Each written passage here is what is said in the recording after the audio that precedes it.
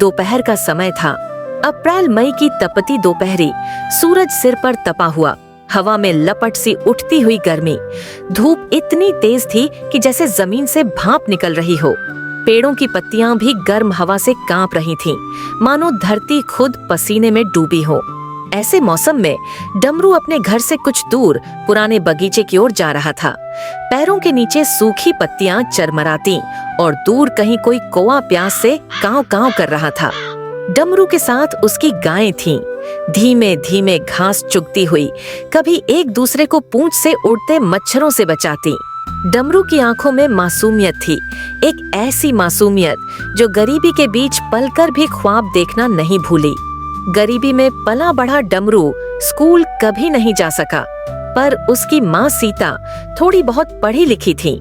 शाम को चूल्हे की आंच धीमी पड़ते ही वो डमरू को पास बैठाती, धीरे धीरे अक्षर सिखाती, शब्दों का मतलब समझाती और कहती, पढ़ाई कड़वी दवा जैसी होती है बेटा, पर असर कभी जड़ से नहीं जाता। पिता रामू सरल स्वभाव के मेहनती किसान, ऐसे किसान जो गलत देखकर भी अपनी अच्छाई छोड़ना नहीं जानते। गांव जतनपुर में लोग उनका नाम लेते ही सम्मान से सिर झुका देते। सुबह का समय, पंछियों की आवाजें, बैलों की घंटियों की टुन-टुन और मिट्टी की खुशबू मानो एक नई शुरुआत का वादा कर रही हो। चलो नाश्ता तैयार है। रामू गायों को पानी पिला रहा था। अरे डमरू बेटा, उठ जा, देख गौरी मिट्टी तुझे ढूंढ रही है। डमरू आंखें मलता हुआ बैठता है। पता नहीं पापा, आजकल बहुत नींद सी आती है, बस 10 मिनट और। पता नाटक नहीं, आदत खराब हो जाएगी। चल हाथ मुंह धो, नाश्ता कर और गायों को चराने ले जा। अरे हाँ, गौरी मिट्टी को भूख लगी होगी। आप लोग खेत जाइए, मैं सब संभाल लूंगा। और सीता खेत निकल जाते हैं।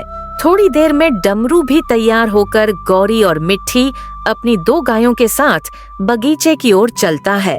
अरे गौरी, धीरे चलना, मुझे घोड़ा मत बनाओ। भूख लगी है तो लगे, सब्र भी सीखो। गांव में डमरू को हर कोई प्यार करता था। ना झगड़ा, ना ऊंची आवाज, दिल से बोलने की आदत। आसमान की ओर देखते हुए, हे बजरंगबली, क्या मेरी जिंदगी यूं ही गरीबी में बीतेगी? कब होगा वो दिन जब माँ पापा को आराम मिलेगा?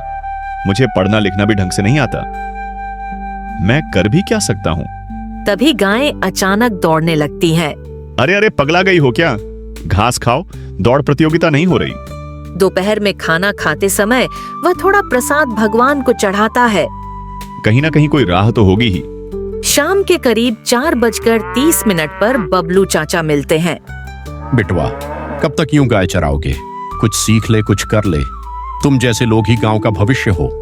आप सही कह रहे हैं चाचा, लेकिन समझ नहीं आता कि कहां से शुरू करूं।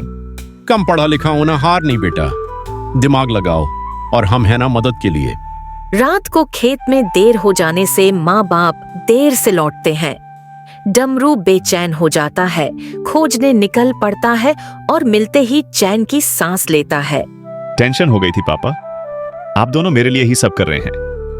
देख लेना, मैं कुछ बड़ा करूंगा ताकि आपको आराम मिले। हाँ बेटा, तू ही तो हमारा सहारा है। अगली सुबह पहली बार बिना आवाज लगाए डमरू खुद उठ जाता है। हैरान, अरे आज सूरज पश्चिम से निकला है क्या? माँ, क्या सच में कम पढ़कर भी इंसान बड़ा बन सकता है? कल बबलू चाचा कह रहे थे। बिल्कुल बेटा, पढ़ाई हुनर है, पर इंसान की हिम्मत सबसे बड़ी पढ़ाई। अगर हिम्मत है तो राह खुद बनती है। चराई की जगह पहुंचकर वह पहली बार किसी अजनबी लड़की को देखता है। वह अपनी भेड़ें, शीप चरा रही थी। अरे मोहतरमा, ये जगह मेरी गायों की है, कल से मत आना। क्यों? जमीन तुम्हारे बाप की है क्या? गांव तुम्हारा होगा, धरती हमारी सबकी। डमरू हैरान। माफ कीजिए, मेरा मतलब वो नहीं था। बैठिए पेड़ के नीचे। लड़की का नाम अनीता था। पढ़ाई 5वीं तक, लेकिन समझदारी बहुत आगे तक। शांत स्वर, तुम्हारे खेत में जो पीपल का बड़ा पेड़ है, उस पर ट्री हाउस क्यों नहीं बनाते? शहर वाले आएंगे, यहीं रहेंगे, खेती करेंगे, देहात का स्वाद लेंगे। तुम पैसे लोगे और वो खुश होकर लौटेंगे। यही तो बिजनेस है, नेचर होटलिंग। डमरू के मन में जैसे किसी ने दिया जला दिया हो। शायद बजरंगबली की यही इच्छा हो, अब कुछ नया करना ही होगा। भागा भागा बबलू चाचा के पास जाता है। अरे ये तो बहुत भारी आइडिया है।